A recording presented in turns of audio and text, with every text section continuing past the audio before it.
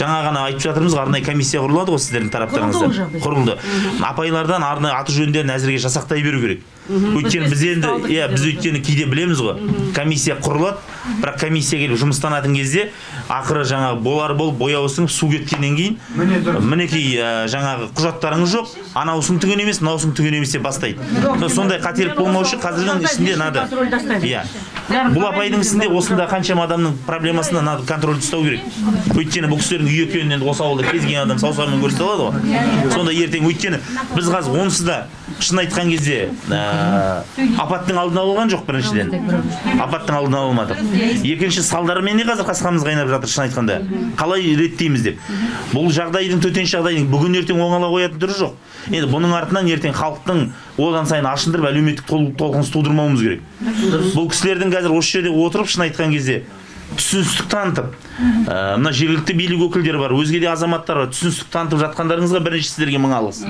Енді дұрыс. Мен осыны айтқым келеді, ең бірінші сол үшін сіздерге мың алғыс. Бұл үлкен енді былай айтқанда сабырлықтың белгісі. Қазақтың мойнында сабырлықтың белгісі. Әйтпесе қандай талап қойсаңыздар, қазір сіздерге неге жарасар еді. Дей тұрған мен сол үшін мың алғыс.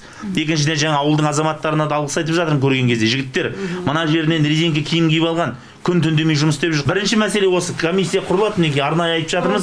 Кімнің құрылды, кімнің құжаты бар, кімнің құжаты жоқ демей бәрін есепке алуымыз керек. Арасында шипанет алынбайды дейді жоқ.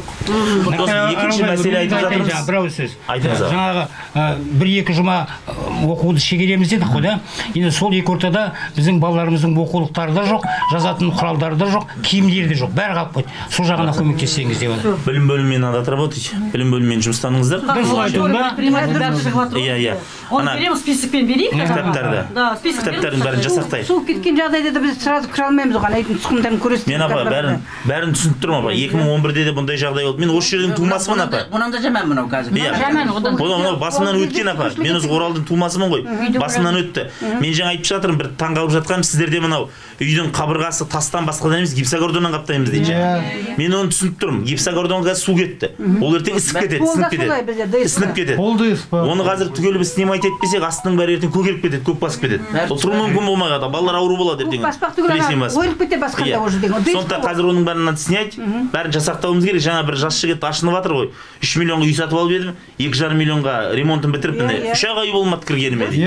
Осының бәрін реттеуіміз керек, бәрін мұқият қарауымыз керек. Жарайды ғой.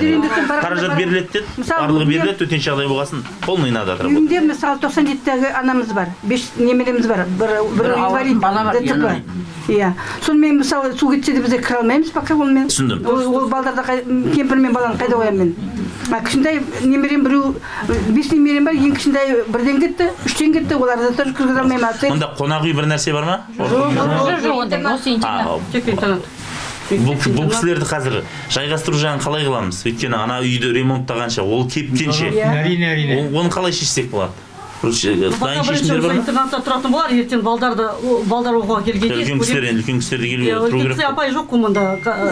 Мен бір жақын немере інімнің үйіне апарып отырмын, ол кісіні көтере алмаймыз да, отырмайтын кісі, жаттаған кісі. Одеялмен алып шықты. Мынау интернат оқушылардікі ғой. Қанша орындық? Қанша оқушы? Қанша орындық? Қазір негізі 60 орындық. 60 орындық. Қазір негізі 10 бала бар. Негізі 10 бала ғана жатады, тогда қалған орындарды надо оборудовать ересек адамдарға деп. Өйткені мына орынның бәрі енді балаларға арналған нәрсе ғой. Кейінгі қабат балдардікі негізі. Жақсы, надо оборудовать. Осыны. Ана матрас нелер келіп жатыр, надо оборудовать, өйткені шынымен бұл кісілерді кепкенше, неткенше ол бір ай өтпейді, ол бір ай, может, 2 ай болуы мүмкін. Сондықтан кішкене надо оборудовать. Мына жерге ана үтіктері бар, басқасы бар, кір жуатын нәрселерін барлығын надо ұйымдастыру керек ар жаққа. Сондай жағдай болатындай. Жарайды ғой апай. Қандай талап тілектеріңіз бар бізге? Шүкіршілік енді мына ауыл азаматтарына, елге, халқымызға бәріне рахмет айтамыз. Малымыз мен тамағымызға дейін, өзіміздің тамағымызға дейін бір обеспечение жасап жатыр, көмек беріп жатыр. Сарыбір ауылы бірінші келіп көмек берді. Үйден қайға кіріп үйден шығарған солар мысалы. Бұндай жағдайда бір сөз айтып жатсаң кей адамдар түсінбеуі де мүмкін. Бірақ енді қазақылықтың, бауырмалдықтың енді кезеңі осы шығар деп ойлаймын, өйткені енді апат айтып келмейді. Бірақ мен үнемі айтамын осы, кей атқарушы билік өкілдерінің бір ұмытып кететін дүниесі бар. апат айтып келмегенмен апат қайтып келеді. Қанша жылдан қайтып келіп отыр. 94-те болды. Үлкен апат болды. Бүкіл өзен көтерілген. 2004-те бір қазын шоғын болды. 2011-де қаланың бәрін алып кеткен білеміз. Міне қазір сол жағдай болып отыр. Землетер сенеден келген адамдармыз ғой енді көрші ауылдан. Түсіндім, жаңа қызыл үйлер сіздердікі ғой. Рыбсовхоз ба қалай ана? Рыбцех. Жақсы. Апа, ең бастысы бүкіл орталықта да мемлекеттік органдардың барлығы да құлағдар. Мемлекет басшысы жаңа өздеріңіз ақпарат қараған шығарсыздар. Мемлекет басшысы қазір шұғыл жиын өткізіп жатыр. Осы жағдайға байланысты. Ешқандай жапа шеккен азамат жәрдемсіз көмексіз қалмайды. Бұл бірінші мәселе. Жәрдемсіз көмексіз қалатын болса, мінекей менің қазір телефонымды алып қалсаңыздар болады.